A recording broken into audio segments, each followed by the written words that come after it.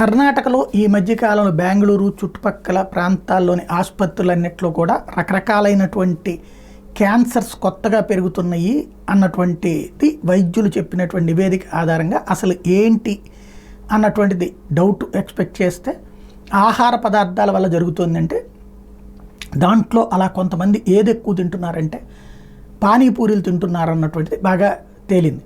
దీంతో తాజాగా వైద్యారోగ్య శాఖ శానిటరీ డిపార్ట్మెంట్ వాళ్ళు ఆ బెంగళూరు చుట్టుపక్కలంతా కూడా ఈ పానీపూరికి వాడేటటువంటి పానీపూరి వాటరు వీటన్నిటిని చెక్ చేస్తే 22% పానీపూరి శాంపిల్స్ కలెక్ట్ చేస్తే ఇదే పానీపూరి శాంపిల్స్లో 22% వాటిలో క్యాన్సర్ కారక కెమికల్స్ ఉన్నాయని గుర్తించారు.